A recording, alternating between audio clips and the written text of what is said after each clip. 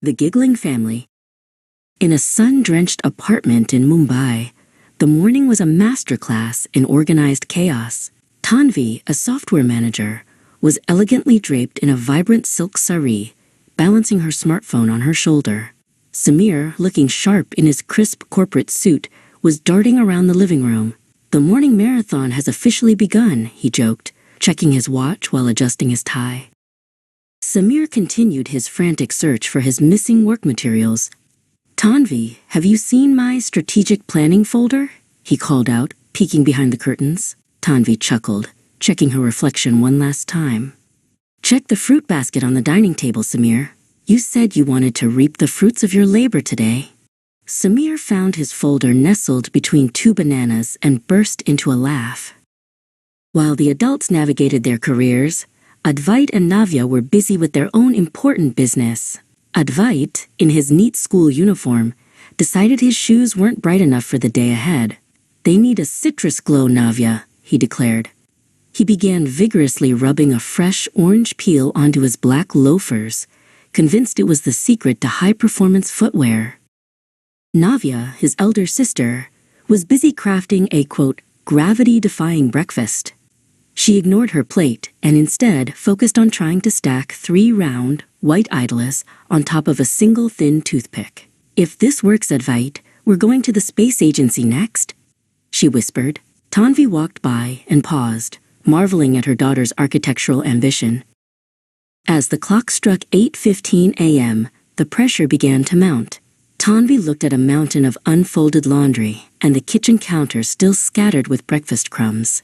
"Oh no, the regional director is joining the 9 a.m. call, and the house is a disaster," she sighed, her brow furrowing with stress. She felt the weight of the long day before it had even truly started. Samir immediately sensed the tension and knew he had to act fast. "Don't you worry, General Tanvi," he exclaimed. He grabbed a long, colorful dupatta from the laundry pile and tied it around his waist. "The chore commander is reporting for duty. I'll handle the kitchen while you prep for your meeting." He struck a heroic pose, making a silly face that made Tanvi's worry melt away.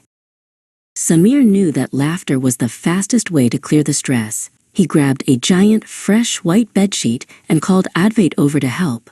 Together, they performed the great bedspread billow, snapping the sheet upward so it floated like a massive, slow-motion cloud. "The ghost of the laundry is here to help," Samir cheered. Advait giggled, jumping to catch the corners. While Samir and Advait distracted Tanvi with their antics, Navya decided to help her mom pack for the office. She carefully tucked her favorite glittering plastic tiara into the side pocket of Tanvi's professional leather bag. Advait ran over and added a bright, green, squeaky rubber dinosaur right on top of her tablet. "For extra bravery," he whispered. Later that morning, the boardroom was silent and stiff. Tanvi opened her bag to find her notes, but instead, she accidentally squeezed the green stowaway.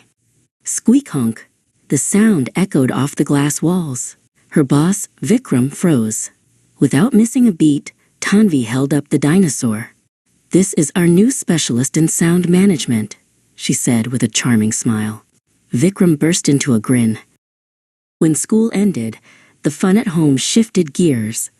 Samir was attempting to sort the laundry, but it quickly turned into a game of the Great Sock Olympics.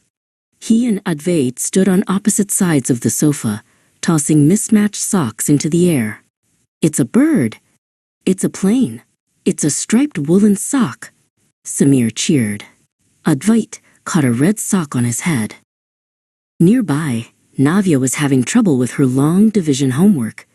Advait noticed her frustration and decided to intervene. He marched into her room wearing a silver metal colander on his head, like a futuristic helmet. "I am the mathbot from the year 3000, he buzzed. He picked up her pencil and began drawing tiny spaceships around the numbers. Navya started laughing. When Tanvi finally returned home, she found the hallway transformed. Samir had laid out a long, white bedsheet like a royal carpet and stood at the end, bowing low. "Welcome home, Queen of the Code," he announced. The family realized that the true key to success is living a stress-free life, laughing at the little things, and spreading contagious joy.